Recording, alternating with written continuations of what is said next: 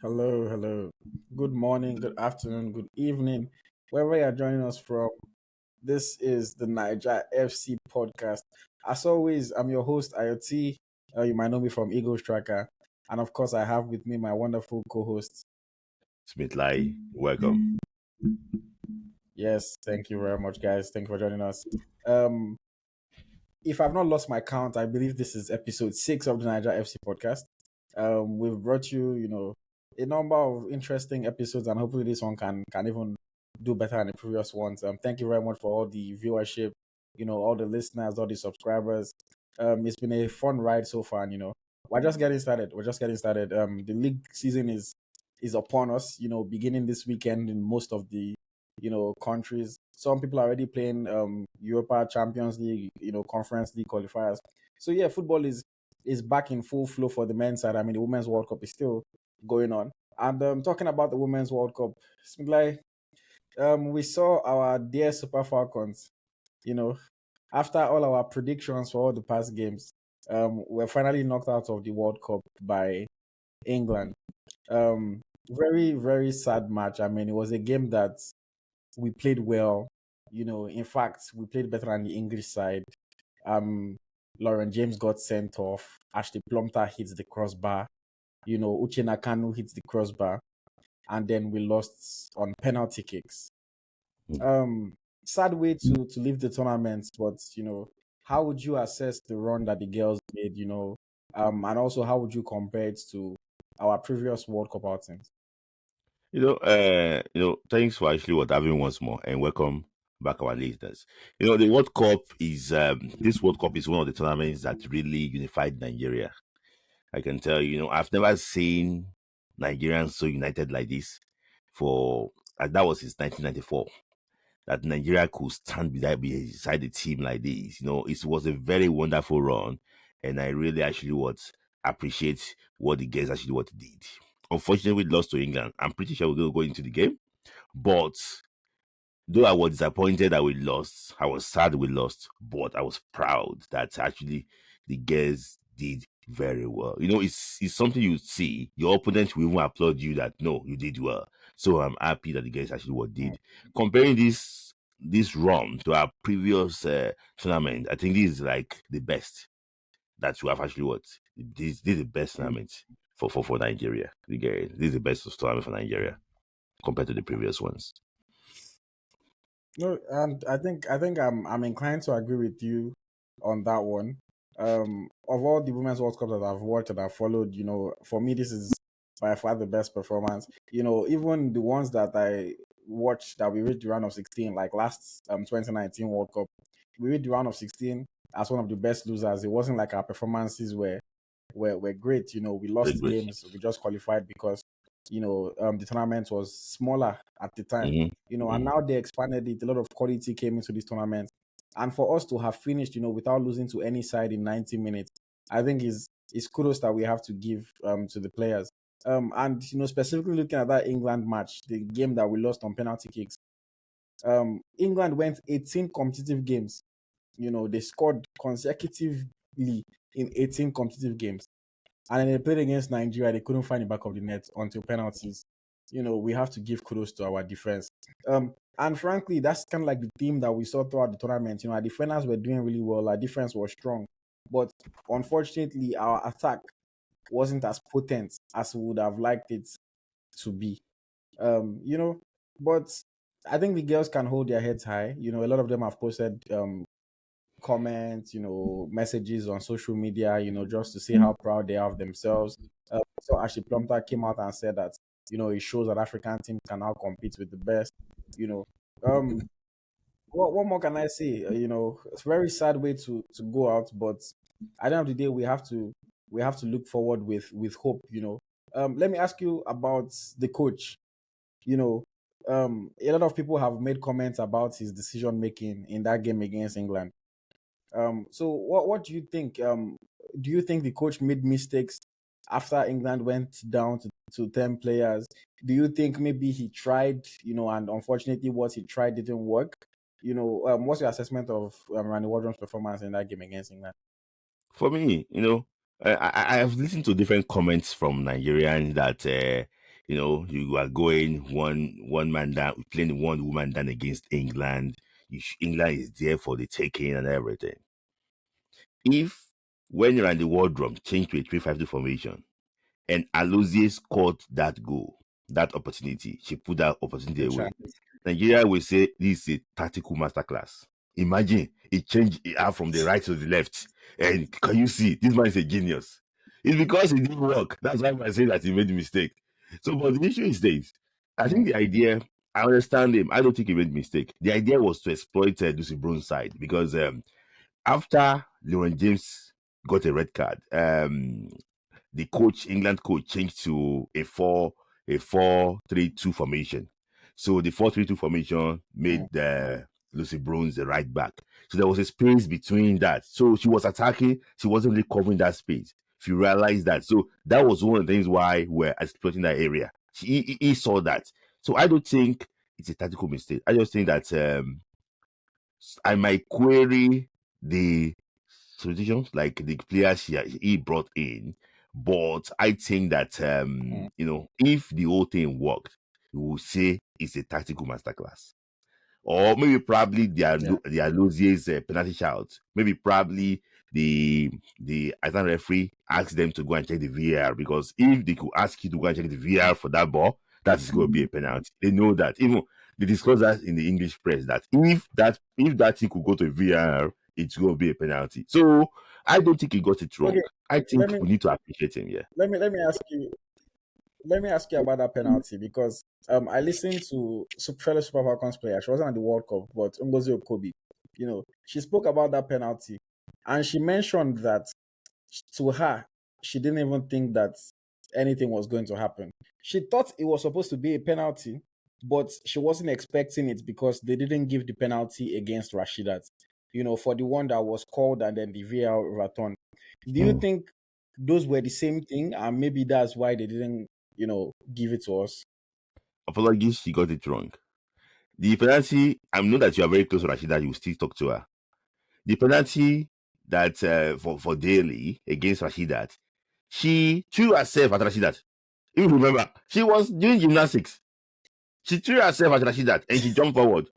So she was like a gymnastic. But the one against Lucy Bronze she didn't look at the ball. So it was a clumsy tackle. See, we have seen that one several times.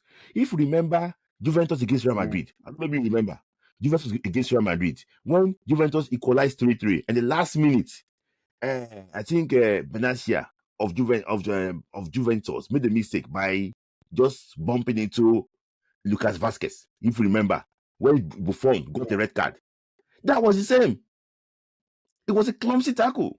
That was the same. But the issue is this: England being one woman down, few extra time.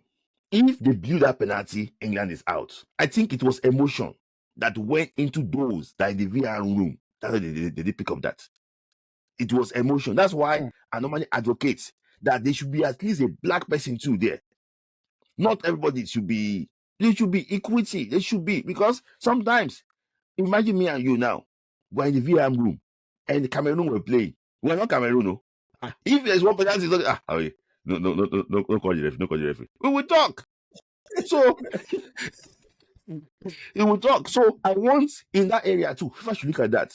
They should be equating in that at least one, so that it should not be all Europeans. So that at the end of the day, we know that there's fairness on the pitch, also fairness in the VR room.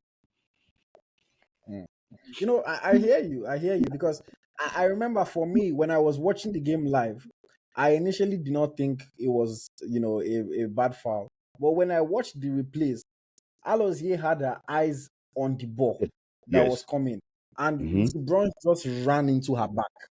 Frankly, she just ran into her back. With her elbow, attempt to play the ball whatsoever. With her elbow. So, it's rather unfortunate. I mean, now we're crying over spilled milk, but it's rather unfortunate that they didn't, even. I'm not saying they should have given us, at least make referee go look at now, see what things she feel. It's rather unfortunate. These are the moments where you just wonder what's the essence of having VAR if you don't use it in crucial moments like this. But let's quickly talk about something else from that match. Lauren James, she was the player that everybody had hyped up before the game after the performance that she had against China. She was the one that they said Nigeria has to watch, Nigeria has to tame. Um, Two questions related to that. How would you rate the performance of Halimatu Ayinde, going up against Lauren James?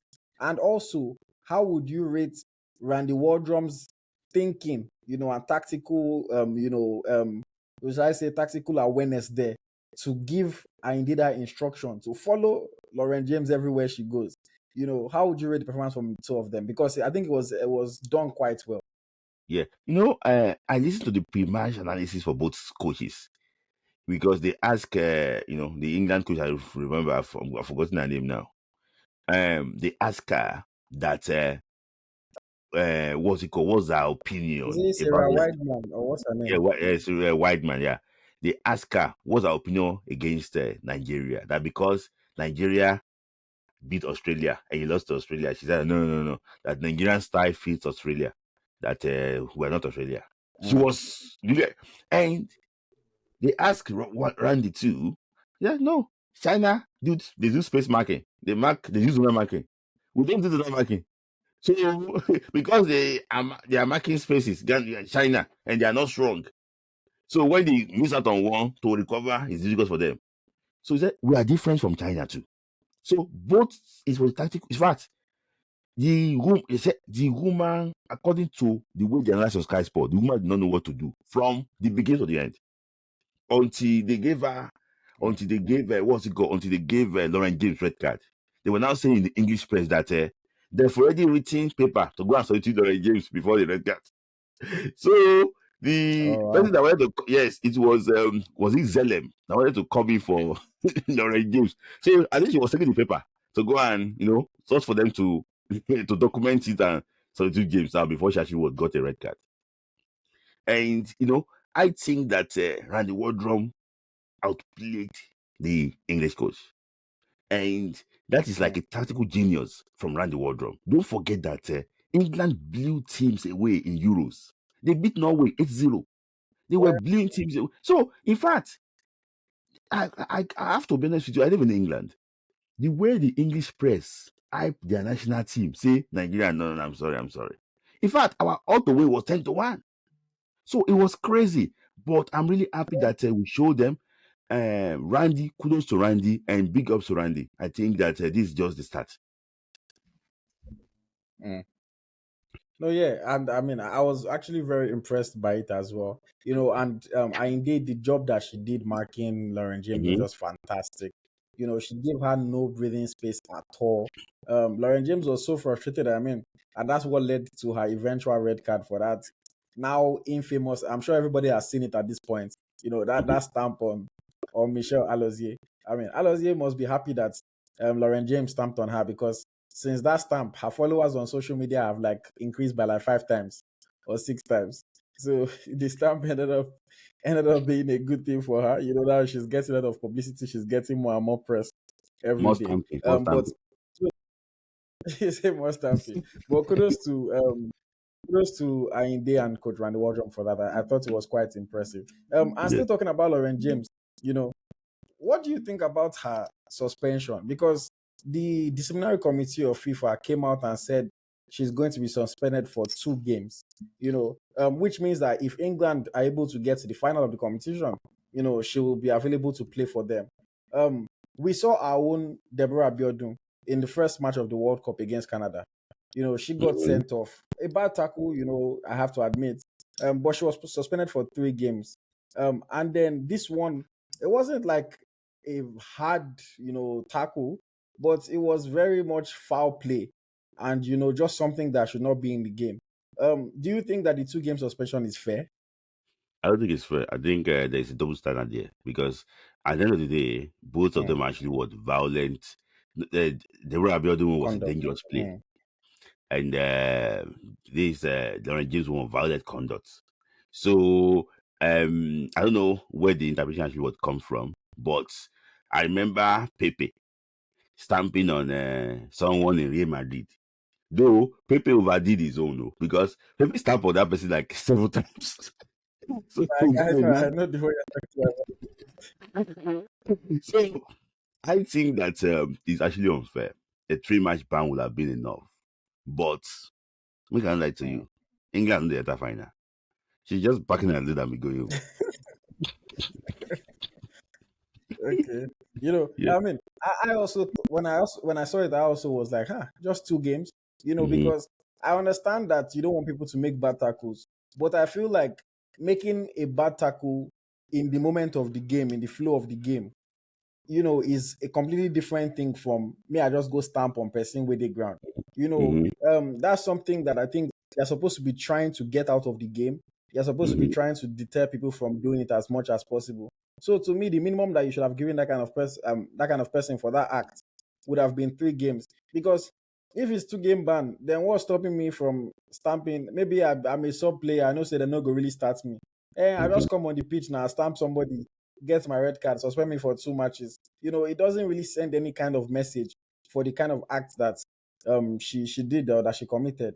So I was quite disappointed by FIFA there. You know what I mean? It's not like I'm Mm-hmm. rooting against England, but I just felt like if you are going to suspend our own player for 3 matches, because of a dangerous tackle, then somebody that is literally, putting her boots to the back, of our player, it should have also deserved at least a similar punishment.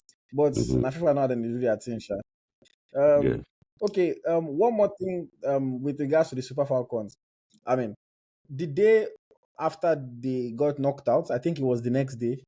Um, they released a statement. All in unison. All the players posted it. Even some of the players that did not go to the tournament, the World Cup, also Mm-hmm. posted it. Essentially, that they are now working, with Fifth Pro. Fifth Pro is assisting them to reclaim their funds, which are being owed to them by the NFF. Some of these monies, have been owed since 2021. You know, even Ngozi Okobi, who was not in tournament, she confirmed that she herself is being owed by NFF. What's your thoughts on this? Of the team going all the way to bringing Fifth Pro into the matter, and what do you think it means for NFF and for Nigerian football? It's anytime I hear this, forget that we laugh sometimes about it, but it's a big shame. If you see Mm, your beloved country being dragged outside, it's a big shame, honestly. And the issue is this: if you also have someone in the in authority, they don't have shame too. That shame, man, when you talk say that they shame you, they don't even you don't even reach them. They don't even care. But going to FIPRO, I think is the best approach because at the end of the day, no matter the sermon you want to preach, someone that is a hardened criminal will never repent. No matter the sermon you want to preach, somebody that is corrupt will not actually want to repent. So I think that going to FIPRO is actually what the best. And secondly is this: how can you owe somebody from 2001? That's like 2021. That's like 2 years now ago. You owe someone mm, and you expect that person not to talk. So, it's a shame. And the issue is this: when I heard about the money being owned, I just realized that, but they were release of money. What are they using the money to do? Though Ibrahim Gusso came out to say that it was agreement that this and this and that, and that what's it called? There was also a statement too by the NFF secretary that it's a storm in the teacup that people should try and look for better things to do than to start getting involved in Nigerian matters. So see, these guys are footballers; they are professional footballers. So this is the body. They have to look at the welfare of those guys too. It's very important. I cannot say some things yeah. ahead at the back. But it's just very important that we do things right. Just do things right. These people are the ambassadors of Nigeria. They should be proud to represent their country. I'm not talking about some of them are even okay, but let there be transparency. So going to FIPRO is not bad, and going to FIPRO too, NFF should not threaten these players. NFF should realize that they are fighting for their rights, and they should not be denied call up to what? To future engagement. Is very important. Mm. I mean, I'm also very happy that they actually took this step of consulting Fifth Pro. I I had some, privileged information before the tournament started, about these salaries, about that these monies that are being owed to the players. I think it's about at least 10 different players that were being owed before the tournament. Mm-hmm. Some of the players that are being owed are not even were not even part of the squad. Some people, the 2021 payments that they are being owed is from their camp when they went to Austria in Mm-hmm. 2021. Mm-hmm. And sometimes I think about these things. Sometimes maybe the federation thinks that, okay, the person will forget, and Yes. they will not have to pay the money. They will not have to pay the money again or something. But Mm-hmm. it's very embarrassing. And I also saw the statements that they released. Um, Essentially, instead of them to face the situation at hand, they were just trying to insult FIFA. They started saying, oh, they don't have a Nigerian chapter, but they want to come and get involved. It's unnecessary. And this is what they always do. They're just always trying to deflect. Mm-hmm. Same thing they did when the head coach and the war room called them out. They were just trying to deflect and talk about something else rather than Mm-hmm. facing the issue that is actually being spoken about, what you're being called out for. I'm happy that the players took this step. Um, if they want to not call anybody, the players seem to be very united, about this situation. I don't think that the NFF would be that, would stoop that low to now suspend players, because this was essentially their whole World Cup squad. If they want to Mm-hmm. suspend everybody, who then will now call for the next Mm-hmm. squad, maybe they'll be calling the under 17 players. I don't know. Um, Mm-hmm. but I'm happy that this is happening now. Unfortunately, I've said this thing about the NFF. They like dragging. It's like it's like when you call them out and you drag them in public, something inside their body is just sweeting them. They Yes. like when people drag them. Now wait till make them take action with that. If you don't Mm-hmm. drag them, they will just keep staying there and acting as if they don't know what they're supposed to do. So let's see how it goes. I mean, the Super Falcons still have um their performance compensation from FIFA that they are supposed to receive, via the NFF. That one will come in another couple months. They still have camp allowance from this Australia that has Mm-hmm. not been paid fully, you Mm-hmm. know. And the thing amazes me, because the camp allowance is to take care of yourself when you're in camp. Yes. Now only Nigeria, where you don't leave camp, you never see camp allowance. So Hmm. waiting you they use take care of yourself when you have to use your own money. You know, Something that Yes. is supposed to be paid to them daily. Mm-hmm. So sometimes it's just laughable the way we do things, but hopefully fifth pro can actually help them come to a proper solution around this, and Mm-hmm. hopefully all the ladies can get their money. I mean, 60K from FIFA is there, but still there's a lot of money that they are being owed. And I think for me, the thing that pains me the most is that the money that NFF even allocates for these players is already so small compared to like what they allocate for the men, or what they Yeah. allocate for themselves. Talking about the administrators, you know, um, an administrator is getting $900 daily allowance, whereas a player is getting $100 daily allowance, but you Mm-hmm. still don't pay that player on time. you know is things like that. A lot of, I don't know if you saw the documents that was leaked, about the different allocations and their budget Yeah. for this tournament, but Yes. certain administrators, certain people in the NFF board, or whatever you call them, were going to make like $50,000 from this tournament, Yes. based on just the different allowances and different Yes. allocations, you know. Yes. And sometimes you wonder, like, how can somebody where know they play the ball, they make the same money where the ones where they struggle for feed, where they Yeah. break their leg, where they stress Mm-hmm. themselves, if not that they You even know, if not that they even made it to the round of 16, the person would even have made more than them, than those that are yes. playing. So sometimes Yes. Nigeria just continues to baffle me. You know, Yes. again, I'm a big fan of the Super Falcons. I have so many people that are my friends there, that are my acquaintances, that I'm fairly close to. And I really hope that Fifth Pro can help them get what is due. Yes. Any I final I thoughts from also I you on the also Super Falcons? yes. Okay. I also hope that you know NFF, they I meant to send 22 officials there. I think only 12 went. Also, I don't know.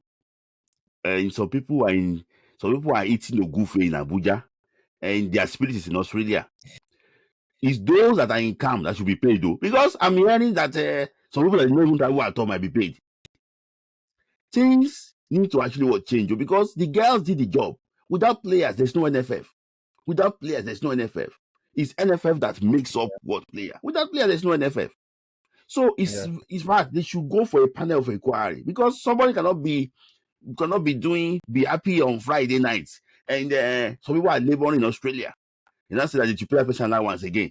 No, it should be monitored very well. And I think that they're also feeling the heat too. So I hope that things will be done in a very good way.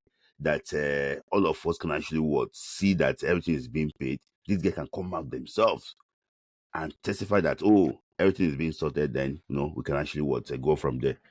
I'm also a big fan of the Super Falcons now because in fact after USA Okay. '94, I've never fell in love with a national team like this. It's so good, so good. Mm, mm. Okay, okay. So yeah, I think that is our debrief on the World Cup, with the Super Falcons. Again, unfortunately, out in round of 16. But it was a very fantastic performance, and we can hope that they will continue to build on this moving forward to the Olympic qualifiers, and the WAFCON coming up again in 2020, 2024. Yes. And of course, another 4 years time there'll be another World Cup. I mean, we'll have a number of new faces, but still, hopefully they can build on this success, on this performance. Okay, I think we're about halfway into this episode, so time for yet another plug. If you'd like to purchase our merchandise, you'd like to support the brand, you'd like to look fly like me in your Nigeria sweatshirt, your ET cap, Nigeria jersey phone case, and a lot more, make sure you check out our store, EaglesTrackerShop.com. EaglesTrackerShop.com, and you can get your Niger flavored merchandise. Support the brand, support the movement, and we really, really appreciate you. Um, okay. Let's talk about some of the recent happenings involving Nigerian footballers. On the male side, outside of the Women's World Cup. Um, I'll start with some transfers. I'll start with some transfers. Um, Akor Adams, we've spoken about him on some of the previous episodes, and he just officially made his move, joining Montpellier in the French Ligue 1. I mean, I saw the unveiling that they did, with John Otaka, a former Nigerian player who also played for their team. It was quite nice to see. Um, what do you think about this transfer? Now that it's official, how well do you think the boy can do? Yes, he's going to, it's a transfer that I've been talking about for a while. Uh, and Mm, it's something that I'm really actually happy. It's a good progress from Norwegian league to what's it called, to French league, and you are yeah. in good hands because John Saka too is also part of the technical crew in Montpellier. So you are in good hands, and I think that is a very good move for him. I think that it's a natural progression for him. So if he can perform well in the French League One, you know that he's going to one of the best leagues in Europe. So Akor Adams, looking at the way he plays, the way he performs, it's a good fit for for the for what's it called, for the French league, and then we also hope that he can at least score. Maybe he's going to be the new Fulani Balogun of the French league this season. So I'm hoping, Mhm, of the French league. yes, of French league this season. I'm hoping that he can actually do that, and we also have another player fighting for Afcon. Afcon shirts. We keep on having Mm. strikers. Yes. So many players. And I must say, I'm very happy for him because I've been watching him closely for quite some time now. He was in Lillestrøm with a number of other Nigerian players. They were able to make their own progression, whereas he was the one that maybe looked a little bit stuck, and couldn't really get his move. 2020, 2021 season, I think he played 30 games. He scored 11 goals. The following season, he played another 30 games. He scored 10 goals. But then 2022/2023 was when he really came to life and when he really caught fire. Yeah. He played 18 matches, um, and he scored 17 goals and made 3 assists. Mm-hmm. So almost a ratio of 1 goal per game. And Again. it was no surprise to me that he got the attention of club like Montpellier, because I already had a lot of what's it called, Norwegian people that were reaching out to me asking, this Akor Adams boy, how good you think he is. You think he can get into Super Eagles? Some people from Norway already asking me, can he get into Super Eagles? Ah. Because they were really excited about how he was performing. I'm telling you, when he was scoring all those goals. So I'm not surprised that he got a move. I really think that is another sign, for Nigerian fans to give our young players a little bit of time. Because, Mhm. sometimes fans, maybe they see a player at under 17 or under 20, they expect that in 1 year, this guy must just go and become a star. But like we've seen, sometimes maybe it takes you 2 years, maybe it takes you 3 years for you to get into the flow of things, for you to really make your mark, and then you get that big move, and then it's up to you to continue to show yourself. Not everybody is going to be a gift urban. Yeah. That's the reality of it. Not everybody is just going to burst into the scene. Some people are slower burners, but it Mhm. doesn't mean that they're not good players, and eventually when they get there, they'll be able to light it up. I mean, even look at Victor Osimhen. Some people already thought, oh, he was a flop, because of how he performed at Wolfsburg. Yes. Some people were already losing faith in him. But when he finally got that move, you saw how he performed in Belgium, and then from Belgium to Lille to Napoli now, Yes. everybody in the world wants him. Yes. So congrats to Akor Adams. I'm wishing him all the best. I really hope that he can score, let's say maybe 15 to 20 goals in the League One this season. If he can do that, there will be nothing for us to doubt or nothing for us to even think about. And Yeah. that competition for places in the Super Eagles squad, he go hot wella.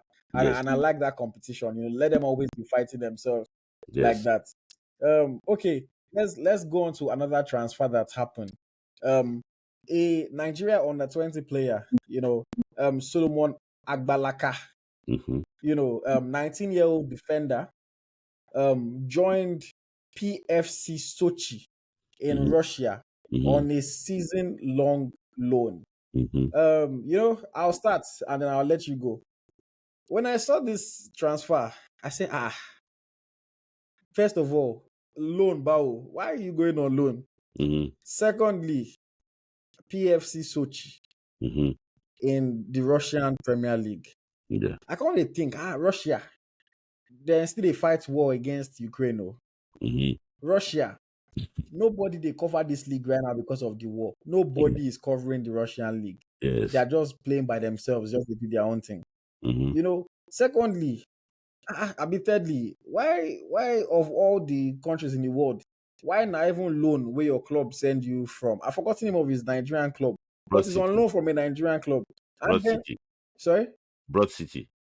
Broad City, yes. And I even saw from Andrew Randa, shout out to Andrew Randa, he now informed that he had offers from Belgium, he had offers from Germany.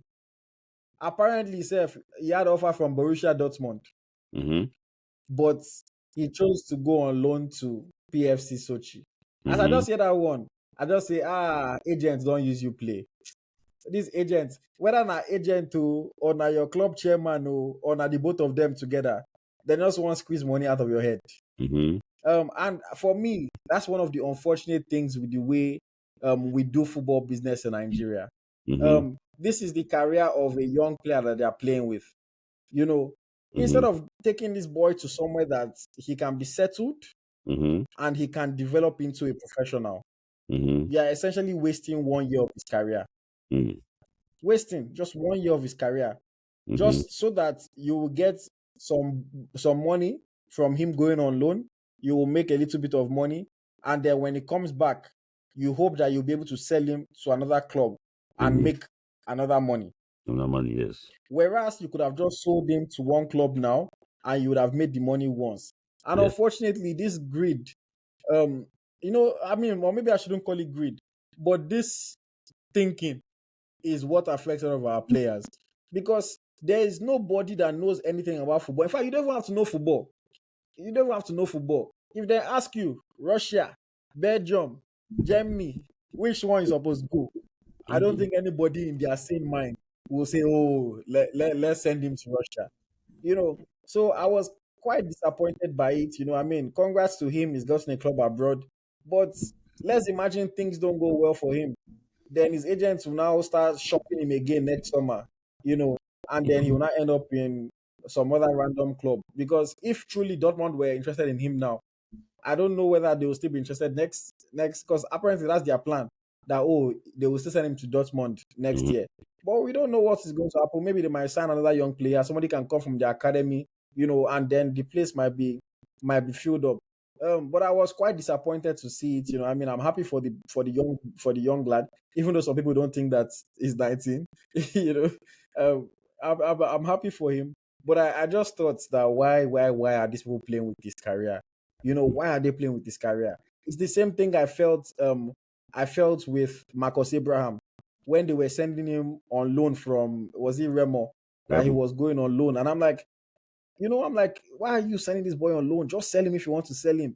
Till now the boy is still struggling to make it into FC Porto's first team where he is. Um, but yeah, what did you think about this move for Solomon Agbalaka? First, shout out to Solomon Agbalaka. I don't think he was one of the best performing player in the under 20 World Cup, but he got a move. And that's what tells you that the left side defender, there are not really a lot of them in the market. So I will not declare myself. So, but this boy got the first offer he got was in Ukraine. And I think the amount that the Ukrainian people wanted to pay was below what the agent wanted to collect. So they did not sell him to that Ukrainian club. So he got offered to in German Division 2 and also got offer from Borussia Dortmund. I'm not sure. I think Mm, the Borussia Dortmund offer is like a developmental offer. So I don't think mm, that one really matters because it's not about development; it's about money.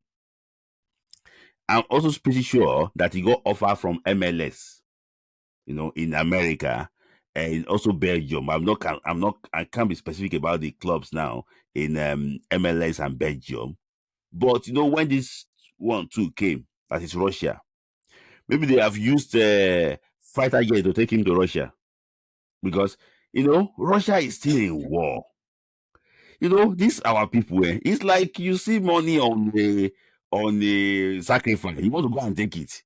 You know, this guy is a young player going to Europe for the first time. Now Russia is the take time they go. It's not even experience. It's coming from Nigeria. Now Russia mhm, is the take time they go straight away. Apart from the arch weather condition, Russia is the fight war currently. Then why? And it's even unknown. See, if you are alone, it's one of the worst thing ever because you won't have a settled mm, hope. For example, now, if the loan did not go according to plan, that means that it's coming to Yimba. No, you have played the MFM before. MFM, this thing, MFM in Lagos. So it's experienced in local mm, league.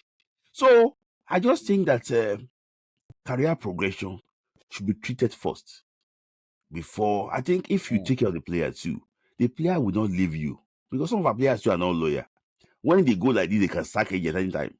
So I think that career progression is the most important thing. I wish Agbalaka the best of luck, no matter where you are. I think that if you can shoot, if you're talented, maybe probably good 6 months in FC Social, or what they call it. You can be scouted by maybe PFC probably, Sochi. yeah, Social, yeah. You might be scouted by probably, a club in Belgium. From there, you move on.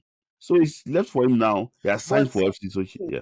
the question is that are Belgian scouts going to Russia to go and watch match right now? They will be using internet because they cannot go to Russia because Russia is not, we can't go there now. So they'll be using scouts. Yeah. Maybe from there they can. But I can tell you that from my source, it wasn't properly managed. Mm. No, that one I think is clear for most people to see, because for me, all round, I just think it's a bad decision, going to Russia at this time, as a young player just starting out his career in Europe. But still, wish him all the best. Hopefully, they not drop bomb for the place where they play. May everything Yeah. just work out well for him. Uh-huh. You know. Okay, let's talk about three more things very quickly. Um, I'll save the best for last. But let's start from Nacho and Wilfred Ndidi. I Mm-hmm. mean, we've heard a lot of transfer rumors. Everton, Turkey, Galatasaray, one club, one club, one club. But so far, our Super Eagles duo, they are playing for Leicester City in the EFL Championship and also in the Carabao Cup. Um, we saw their first round matchup against Burton Albion. Kelechi Iheanacho scored a fine backheel goal, and he now later went on to assist Wilfred Ndidi for his own goal. I must give Ndidi his credits. A fantastic finish. Well placed into the top right corner. Um, what do you think of our boys? Do you think maybe they should stay in Leicester playing championship, or do you think they are still going to be on the move? I'm going to start with Wilfred Didi. Wilfred Didi, I think slightly his role now has changed in Leicester City. He's no longer untouchable again. He plays further off the pitch, and after 60 Yeah. minutes or 65, they will take him out because he might be breathing heavily. So, that is it. I was watching the game. So, if Wilfred is playing 60 minutes in the championship, they should also consider Tom Dele Bashiru because they are both playing in the same league. Mm. So if they are using any parameter they're using to measure this performance, they should also consider Tom Dele Bashiru of Watford. Look at them together. Yeah. Nobody senior person now. 1 assist already this season. One goal, 1 assist already this season. And I think no offer for grant for Ndidi. Even Saudi, we are not hearing anything. I just hope that I think it's happy in the championship because sometimes you need to take a step backward to see yourself very well. Because the way he was smiling yesterday after the goal, I was like, it's like this is like a new hope for him. So I just think that it should maybe family too want to stay in Leicester. Well, I think that maybe he should stay there if the coach see, because sometimes too these players will think that I know myself. Oh, I beg. Maybe I should just stay here or things like that. And I'll just share this thing before I move on to Kelechi. One player was like saying it yesterday, which I would not privilege to say the player's name. That football is so bad though that a player that was priced 60 million now and now say 80 million in the space of 2 years. That's how football is. If you leave football for 1 day, you can leave it for 2 days. But it is one of our most dependable midfielder. And I want him to come back. I want him to come back to his full Ndidi so that we can actually enjoy him at least for this AFCON and World Cup coming. Because it's not now that you'll be looking for players to replace him. Because he did not serve us enough. He has not served us enough. The time his national team was not really, he's still 26 years of age. So he has not spent enough time in national team. And for Kelechi Iheanacho, he sat on the bench again in championship. He's on the bench again in the championship. I don't know, maybe the bench role is for his transfer or he's not deemed fit to start. Maybe the coach wanted to play a different player. I don't know about that, but I knew that he played well against a League 2 side yesterday. And it's League 2. If you see their defending itself, you know that this is League 2, really. And, he scored a goal and he also assisted Ndidi for that goal. Nobody will give you that enough space to do back in championship self. They will clear it. Nobody will give you enough space. It's like you're playing against Remo and you're scoring back here and say, hey, senior player. See, I appreciate that he scored though. But he played against the League 2 side. The League 2 side. So we should not dance too much. So I just hope that he can move because competition is very important. Maybe Burnley, Everton, or any place, they should just leave. Because national team, we need for our national team and we want them to progress. That's my take. They should leave. I think I would agree with you for the most part. You're very right about Ndidi's role changing for Leicester City. He's playing more up the field now. Again, fine finish. In their 2 matches that they've played, he also didn't play 90 minutes. So you're right about him. They subbed him off, I think, after 58 minutes in the Carabao Cup. And Ndidi, and Kelechi Iheanacho. I was like, they still won't bench my guy for championship as well. Hopefully he can get a move somewhere because if he cannot even start in championship, What does that say about his level? Mhm. I mean, senior man in the national team, you have to be able to start in at least in a second division club now. Mhm. Um, Mhm. but do you think, just very quickly so that we can move on? Do you think Ndidi and Kelechi can lead Leicester back to the Premier League? If they will be back in the Premier League, I don't think it's the two of them that will lead them to the Premier League. I don't know. I can't Hmm. judge based on one game, but the game that I saw, in the first game that I saw, maybe probably was against Coventry. Was it Coventry? I don't know. Was the game where I saw the first game I Yeah, saw on Sunday? Was it Coventry? I think so. Let me double check. Yeah, yeah. The game I actually saw. I think, and it is not really a key Yes, player. it was covered. It's not really a key player. Their key midfielder there is Disbury Hall. Is Disbury Hall. That's KDH. yes, KDH. It's not really untouchable. In fact, out of Hmm. Madison, Tillemans, and Ndidi, I think it's the one that is left now there. They used to have these three midfield very strong: Madison, Tillemans, and Ndidi. Very strong midfield there in Leicester. I think he's the only one left, and it shows that why he's still there because of what he's showing. I can tell you. So he needs to step up. Uh, He needs to step up. I don't see I don't see okay. him because Leicester now they are signing players meant for the championship like Doyle, Sutton, all those perennial championship player, and he's not playing among them. You know, he should leave. He should leave. He should leave. Okay, okay. Okay, let's talk about another Super Eagles player. Um, Cyriel Dessers, he just scored his first goal for his new club, Rangers, in their 2-1 Champions League qualifying match against Servette FC. I saw the goal. I didn't watch the full match, but I saw the goal. It was a lucky quote unquote goal. The ball came in from the left hand side. He deflected. He hit him. He entered the net. So it wasn't like he really scored a fantastic goal. Um, but I mean, see, just as we saw him play in Italy last season, and now he's back in Rangers. Some people thought, I think even you said it, if I'm not mistaken, that this could be a gateway for him to get his way into the Prem. So what do you think about him scoring the goal? And do you think now that he has got the first one, that they will just continue to flow like that? I saw the game. I watched the full match because it was free here in the UK, Mm, live on the BBC iPlayer. I saw the game, and he scored one. He also conceded a penalty too.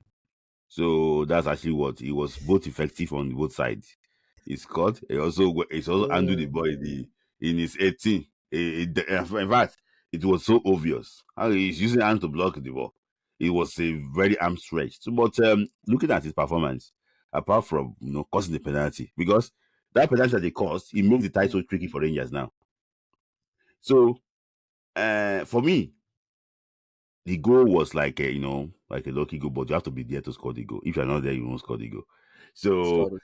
Yeah. I like his interchange of play, the way he exchange passes. Don't forget that he's just gelling into this Rangers team. I saw his combination play, but overall, I can tell you, Rangers lack quality. That's Mm, why they lack quality. All those one part he was trying to do with them, they don't understand. I don't understand. That's why some of them are there for so many years. They will not play the Premier League because the quality of players in Rangers mm, is not the same. It's not the same as even in the Championship. In some cases, he was trying to do like a 1-2 for them and everything for them. They were so slow. They didn't understand the pass. You know. But for me, I think that Dessers can do well. If he can do well, maybe probably get them to Champions League, score a couple of goals in Champions League. It could be like a gateway for a better move. Because if you perform very well this season, I think it won't be. It will move on very soon because it's mm. almost it's going to 30 Okay. now. Yeah, he's on the other side. Yes. I don't have much to say, honestly. For me, I said it before. I don't necessarily see him making his way to the Prem, honestly. I think he will score a couple goals for Rangers. The quality is he's going to be facing in Scotland is not that high. I'm of course supporting him, wishing him all the best. But I think this is kind of where he's just going to find himself, and hopefully he can get maybe like 20 goals, and then maybe we can actually get into a real conversation about him. But yeah, okay. Final topic that I have for us today. I think we're only 50 minutes in, so maybe we can actually keep this within an hour. The final topic that we have for today is this boy, this short boy, this small boy that plays for KA Ghent in Belgium. He has started again. New season don't come. My guy don't already score hat trick. Mhm. I'm talking about Gift Orban. He scored 3 goals for KA Ghent in their 5-0 victory over Pogon Shenzhen. In the Europa Conference League qualifiers. The first goal was a tap in. The second goal was a header. And then the third one, I think for me, was the best of the bunch. He turned the defender left, turned him right. Then he Mm. slotted it past the goalkeeper. I mean, is Gift Urban the truth? Is this boy, is he him? Yimtoma is a goal machine. He lives to score goals. So I've listened to one of his former Kenyan teammates, I think Okomu. I think he has moved on to Reims now in France. So he said that he Mm, play in trainees like if you want to score goals. He said he's so crazy about getting mm, the ball in the back of the net. So and you can see down from his mentality. That's why I was even scared that in national team, both they will not fight too. Because if he shouts, he say, "I beg, pass the ball, you know." I just I just think I'm small now. I beg you, don't be like think I'm easy. Oh. So he doesn't take loose for this, He's so upset if he doesn't score goals. You can see if he can mm, score 4 in the game, he's not tired of scoring. So Orban is like scoring goals. So I'm not surprised. In fact, when I watch him play in Norwegian second division, I remember I put a story, said, this is the next big thing in Nigerian football. And I'm going to go and record that story again when we celebrate his move to Tottenham Hotspur. Because I can just tell you now that, okay, before you ask me about Tottenham move, so I won't, because there's a breaking news now. But I can just, I'll wait for you to ask me questions about Tottenham move. you already mentioned it now, so you can just go ahead. Yes, so his move to Tottenham is subject to Hurricanes Day, but tomorrow is going to be Hurricanes Day. He has really agreed to join by Mm, himself. So Hurricane is confident. So Bayern is confident to get Hurricane final green light on Friday. So he's set. mm, Positive to the talks today. He's set to join Bayern Munich. And the coach of Tottenham is a big fan of Gift Orban. And Gift Orban has his mind set on Tottenham. Tottenham is not playing Europa League. They don't play Europa Conference League, but they're not in Europe this season. But Gift Orban wants to take the challenge. Though they want to sign him as a backup for mm, Richarlison, but he wants to come in and take the Premier League by storm, which I think he can. mm. So, Premier League, I mean, is a league that we've seen many players, go to and not do so well. But Mm-hmm. based on what, you're saying, based on how you sound, you are confident that Gift Urban will go to England and he will score goals. See, I can tell you something, and I don't want to make it unpopular decision. I will say it here. He will get to a stage that you nearly forget Napoli man. Hmm. Hmm. I'm just telling you. That's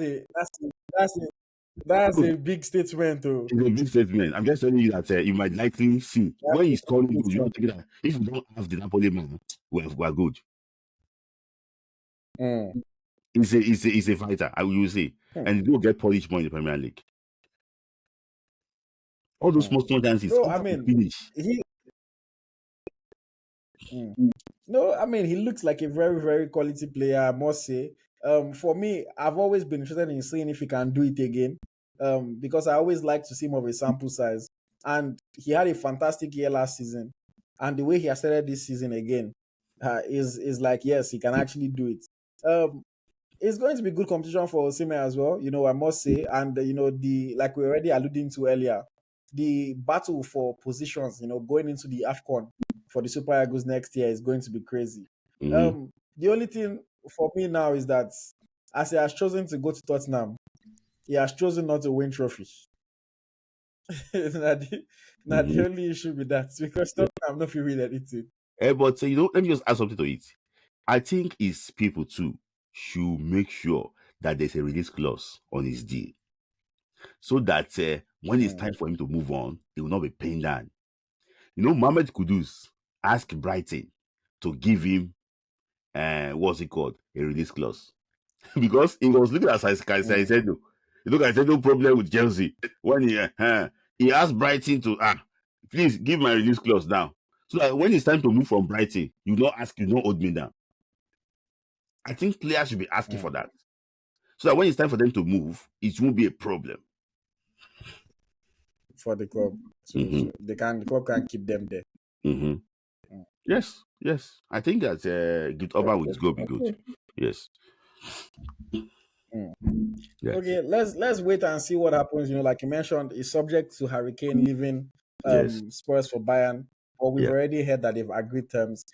So things move very quickly in football. In another 4 or 5 days, we'll be seeing the transfer if everything goes as planned. And yes, of course, we'll be supporting him. We'll wish him all the best. When it's official, we'll probably talk about it in more depth. We'll see what jersey number he picks. And to see this small boy play in England will be a very interesting one. Let's see if truly he can do well enough that we forget about the man in Napoli. Okay. Let me see this thing. Sorry, people don't come at me in the comment section. What I've meant basically is this: if he not play, the man in Napoli did not play, we will not be saying that because he no play, now he will not win. I believe that Orban will do well. No need to change your mouth now. Don't worry. No need to change your mouth now. Just allow it like that. Let them go. So because of all the social media warriors. Yeah. National team is turn by turn.